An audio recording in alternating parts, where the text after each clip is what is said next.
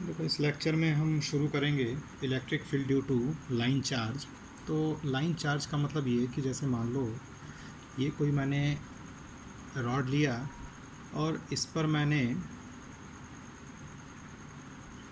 Charge को distribute कर रखा है, यूनिफॉर्मली डिस्ट्रीब्यूट कर रखा है। आप इस तरह से मान लीजिए और मान लेते हैं कि ये चार्ज जो इस पर डिस्ट्रीब्यूटेड है वो क्यू चार्ज डिस्ट्रीब्यूटेड है और इसकी लेंथ यल है। तो इसमें हम दो पॉइंट लेंगे कि जिस पॉइंट पर मैग्नेटिक फील्ड इलेक्ट्रिक फील्ड बताना है। तो पहले हम इस वायर के अलॉन्ग लेंगे और दूसरा इस वायर के किसी परपेंडिकुलर लाइन पे लेंगे। तो पहले मैं अलॉन्ग द वायर कोई पॉइंट एक पी ले रहा हूँ और यहाँ पर मुझे इलेक्ट्रिक फील्ड बताना है। तो अब क्या करते हैं कि यहाँ पॉइंट पी है, तो इस पॉइंट पी से एक्स डिस्टेंस पे मैं एक छोटा सा elemental part, elemental length D x ले रहा हूँ। तो इस डी एस का जो चार्ज होगा डी क्यू वो हो जाएगा लैम्डा इंटू डी एक्स। आपको चार्ज डेंसिटी पढ़ाते समय ये बताया था मैंने। अब due to this small charge D Q electric field at distance P we can write as D E is equal to K D Q upon X square, और D Q की value हम लिख सकते हैं lambda into D X divided upon X square. अब इसको हम दोनों तरफ इंटीग्रेट करेंगे। तो इंटीग्रेशन का करोगे तो डी का इंटीग्रेशन क्या हो जाएगा, ई हो जाएगा, और के लैम्डा तो कांस्टेंट है बाहर ले लो, और इंटीग्रेट आप करेंगे D x upon X square को। एक चीज़ और, इस पॉइंट की जो दूरी है यहाँ से ये मान लेते हैं ए। तो इंटीग्रेट करते समय अब लिमिट लेना पड़ेगा, लोअर लिमिट। तो लोअर लिमिट क्या हो जाएगी, यहाँ से ये दूरी कितनी है ए, यहाँ से लेके यहाँ तक ना चार्ज है, तो ये मिनिमम क्या हो जाएगा ए और मैक्सिमम क्या हो जाएगा ए प्लस एल। यहाँ पे आप इंटीग्रेट कर दीजिए। अब 1/x² का इंटीग्रेशन आप x टू द पावर -2 ऐसे लिख के x to the power n+1 divided by n+1 formula लगाएंगे तो इसका आएगा -1/x, ये लिमिट रखेंगे आप के लैम्डा, और ये माइनस भी आप बाहर ले लीजिए, माइनस से बाहर ले लिया। पहले हायर वैल्यू रखा फिर माइनस लोअर वैल्यू, अभी आप चाहें तो माइनस फिर अंदर कर दीजिए। तो के लैम्डा माइनस ये इधर आ जाएगा, ये इधर चला जाएगा, तो 1/a minus 1/a plus L, और सॉल्व करने पर ये आ जाएगा यल अपॉन ए इंटू ए प्लस एल, और लैम्डा की वैल्यू आप फिर से Q/L रख सकते हैं। लैम्डा क्या होता है, linear charge density, charge per unit length. तो लैम्डा की जगह पर Q/L रख दिया, और नीचे ये क्या आ गया A into A plus L, ये कैंसिल हो गया। तो जो इलेक्ट्रिक फील्ड का फार्मूला आया ये आ गया के क्यू अपॉन ए इंटू ए प्लस एल। देखो, बिल्कुल यही चीज़ आपको ग्रेविटेशन में भी बताया गया था कि जैसे यहाँ पर हमने चार्ज डिस्ट्रीब्यूट किया तो हो सकता है कि आपको मास डिस्ट्रीब्यूशन का केस आ जाए, तो सारा वही रहेगा, डी क्यू की जगह बस डी एम हो जाएगा। और ये जो फार्मूला आपका बना है, अगर ग्रेविटेशन में आपको लिखना होता तो ग्रेविटेशनल फील्ड लिखते तो के की जगह पर जी आ जाता, क्यू की जगह पर मास आ जाता, बाकी वही रहता। अब चूंकि ये रॉड पर पॉजिटिव चार्ज है तो इलेक्ट्रिक फील्ड इस तरफ जाएगी। अगर ये मास का केस होता है, ग्रेविटेशन का केस होता, तो चूंकि अट्रैक्टिव नेचर का होता है तो अंदर की तरफ आता। रॉड अगर नेगेटिव होती तो इलेक्ट्रिक फील्ड अंदर की तरफ आती। तो ये इतना है। अब जैसे मान लीजिए कि क्वेश्चन में कहीं ये आ गया होता, ये रॉड सारा केस देके कि यहाँ पर कोई चार्ज क्यू, स्मॉल क्यू रख दिया गया, इस पर फोर्स बताओ। तो जब कभी भी इस तरह का क्वेश्चन आए तो सबसे पहले आप क्या करेंगे कि वहाँ पर आप फील्ड निकालेंगे और फोर्स क्या हो जाएगा, जब कोई charge Q electric field E में रखा जाता है तो फोर्स क्या हो जाता है क्यू ई। तो इस क्यू को इसके नाते जो इलेक्ट्रिक फील्ड आएगी उससे आप मल्टीप्लाई कर सकते हैं। तो ये क्वेश्चन आ गए।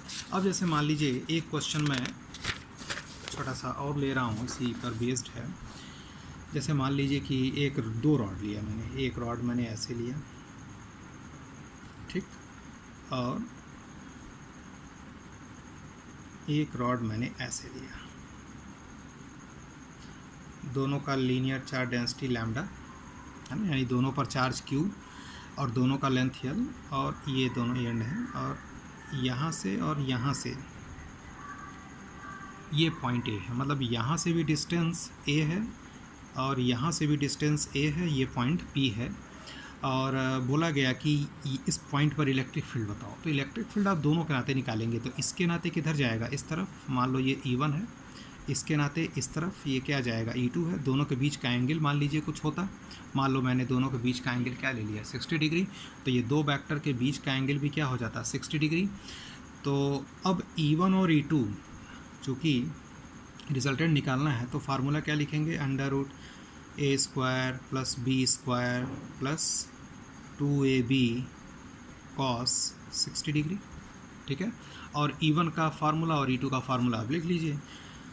तो E1 की वैल्यू क्या हो जाएगी, KQ/A × A + L, और E2 भी वही रहेगा, KQ/A। और फार्मूले में वैल्यू रख के आप सॉल्व कर सकते हैं। बाकी ऐसे आप अगर कुछ अलग होता तो करते, अलग वैल्यू होती है, लेकिन मैंने आपको बता रखा है कि अगर दो वेक्टर का मैग्नीट्यूड सेम हो, बीच का एंगल 60 डिग्री हो, तो आगे बस क्या किया करो, √3 लगा दिया करो।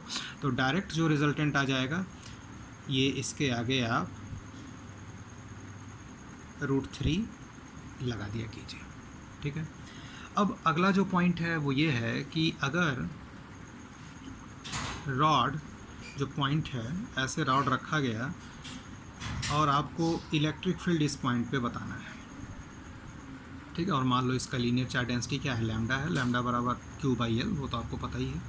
और मान लीजिए कि यहाँ पे आपको इलेक्ट्रिक फील्ड निकालना है। तो पहले केस में मैंने क्या लिया था कि जो पॉइंट था वो वायर के अलॉन्ग था। इस केस में क्या लिया है कि जो वायर है वो इस पॉइंट के परपेंडिकुलर है, ठीक है, इस पॉइंट, इस लाइन के परपेंडिकुलर है।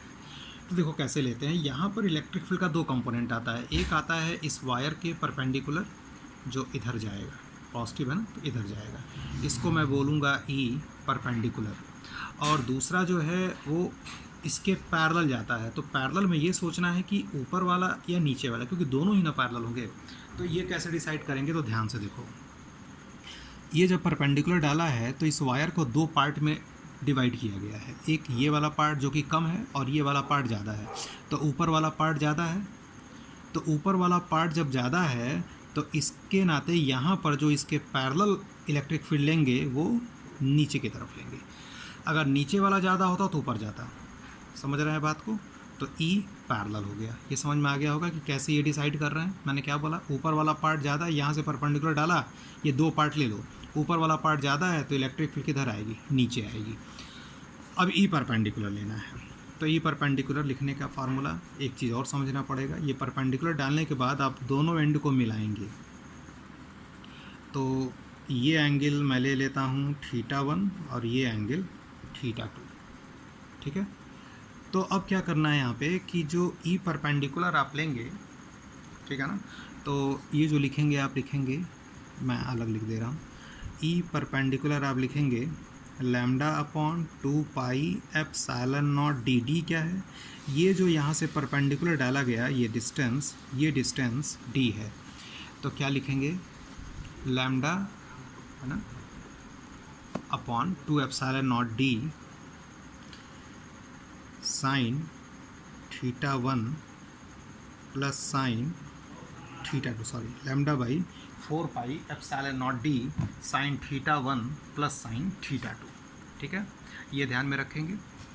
और दूसरा जो फार्मूला लिखेंगे वो E परपेंडिकुलर वाला, सॉरी पैरेलल वाला, ये क्या होगा, λ/4πε0x, और यहाँ पे लिख देंगे cos θ2 माइनस cos θ1, ठीक है। इस तरीके से आपको फार्मूला लिखना है। और चूंकि ये दोनों के बीच का एंगल 90 है, तो जो रिजल्टेंट आएगा वो क्या हो जाएगा, E perpendicular square plus E parallel square, ठीक है ना। अब जैसे मान लीजिए कि मैं दूसरा केस एक और बना दे रहा हूँ। जैसे मान लो ये वायर था, और वायर जो था ये, इस पर लीनियर चार्ज डेंसिटी लैम्डा थी, और पॉइंट यहाँ पे था, है ना। तो ये प्लस है और लैम्डा इसका लीनियर चार्ज डेंसिटी है। तो इस पॉइंट पे अगर निकालना था तो इसके नाते एक तो इसके परपेंडिकुलर जाएगा E परपेंडिकुलर, और दूसरा पैरेलल यानी इधर या इधर। तो नीचे वाला ज़्यादा है, नीचे वाला पार्ट क्या है, ज़्यादा है, तो इसके नाते ये इधर जाएगा, ठीक है। ये दोनों मिला दिया, ये एंगल आप θ1 मान लेंगे, ये एंगल θ2। याद रखिएगा θ1 θ2 जो होता है परपेंडिकुलर लाइन डालते हैं उसी से लेना है। और ई ये पैरेलल हो गया।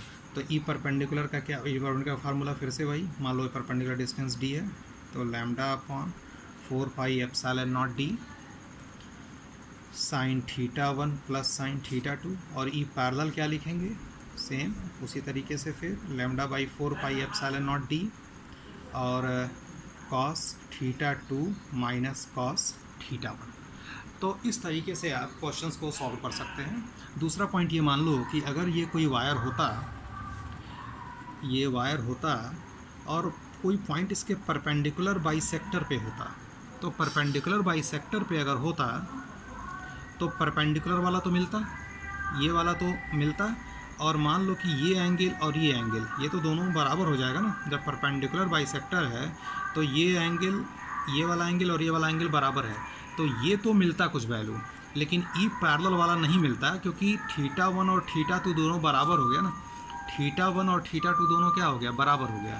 तो जब θ1 और θ2 बराबर हो गया तो ये वाला पार्ट जीरो हो गया। तो याद रखिएगा कि जब वायर इस तरह से हो और पॉइंट इसके परपेंडिकुलर बाइसेक्टर पे हो तो पैरेलल वाला कंपोनेंट नहीं मिलेगा, ठीक है ना। अगला जो पॉइंट है इसमें, जैसे मान लो ये वायर लिया मैंने और ये वायर मैंने इनफाइनाइट ले लिया और ये इस पॉइंट पे आपको निकालना है, ठीक है, इस पॉइंट पे आपको निकालना है। तो अब ये कैसे पता चलता है कि इनफाइनाइट है? देखो होता क्या है कि ये जो डिस्टेंस है d, अगर इस लेंथ ऑफ द वायर के रिस्पेक्ट में बहुत कम है तब हम इस वायर को क्या मान लेते हैं कि ये जो वायर है ये हम इनफाइनाइट मान लेते हैं। तो इनफाइनाइट जब, जैसे मान लो कि अब पॉइंट जो है इसके एक एंड पे है, इसके एक एंड पे यहाँ पे है, तो अब यहाँ पे अगर आप देखेंगे तो एंगल क्या लेंगे, तो एंगल क्या लेंगे, तो ये वाला तो ज़ीरो एंगल हो गया, यानी θ2 ज़ीरो हो गया। देखो होता क्या है ना कि जैसे मान लो ये वायर लिया यहाँ पे और ये पॉइंट यहाँ पे था, तो परपेंडिकुलर डालने के बाद देखना है कि इसको देखने के लिए आँख कितना ऊपर करना पड़ रहा है, इसको देखने के लिए आँख कितना नीचे करना पड़ रहा है, वो एंगल θ1 θ2 होता है। लेकिन अब यहाँ पे जब इसके एक एंड पे है तो यहाँ से इसको देखने के लिए तो आपको आँख को ऊपर नीचे कुछ नहीं करना है, तो सीधे सीधे θ2 ज़ीरो हो गया। और नीचे वाला जो है इनफाइनाइट है, इनफाइनाइट लेंथ है, तो इसको आप देखने के लिए आँख को ऐसे करते जाएंगे और बहुत लंबा वायर हो गया तो ये आपको सीधे ऐसे देखना पड़ेगा, तो यानी θ1 की वैल्यू क्या हो गई, 90 हो गई। तो अगर यहाँ पे आपको इलेक्ट्रिक फील्ड लिखना हो तो ई परपेंडिकुलर जो ये होगा, और मान लीजिए परपेंडिकुलर डिस्टेंस क्या है, d है, तो क्या लिखेंगे λ/4πε0d और sin θ1 sin 90 और sin θ2 तो ज़ीरो हो जाएगा, तो ये क्या आ जाएगा λ/4πε0d और θ1 90, ये ज़ीरो, तो ये ज़ीरो हो गया, तो ये 1 हो गया, तो ये आ गया। और ई अगर पैरेलल लिखना है तो पैरेलल ये देखना है कि ये होगा कि ये नीचे जाएगा, तो चूँकि नीचे वाला पार्ट ज़्यादा है, ऊपर तो कुछ है ही नहीं, तो ये वाला ज़्यादा है तो ये इधर जाएगा, ये आपका हो जाएगा ई पैरेलल कंपोनेंट, ठीक है। तो ई पैरेलल जो लिखेंगे वो क्या लिखेंगे λ/4πε0d और cos θ2 माइनस cos θ1, तो θ2 की वैल्यू तो ज़ीरो है और θ1 क्या है, 90 है, ठीक है ना। तो क्या हो जाएगा λ/4πε0d cos 01, ये ज़ीरो। तो अब देखिए ई पैरेलल और ई परपेंडिकुलर दोनों का मैग्नीट्यूड सेम आ रहा है, दोनों का मैग्नीट्यूड क्या आ रहा है, सेम आ रहा है। तो जब दोनों का मैग्नीट्यूड सेम आएगा, बीच का एंगल 90 है, तो रिजल्टेंट ऐसे जाएगा, रिजल्टेंट इस तरह से जाएगा बीच से, और ये एंगल कितना होगा 45 डिग्री, और जो रिजल्टेंट आएगा ई नेट, वो याद है ना, दो वेक्टर का मैग्नीट्यूड सेम हो, बीच का एंगल 90 डिग्री हो, है ना, तो आगे √2 लगा देते हैं, ठीक है। तो इस तरीके से आपको क्वेश्चंस को सॉल्व करना होता है। अब इसके बाद मैं इस पर कुछ और न्यूमेरिकल्स आपको अगले लेक्चर में कराऊंगा।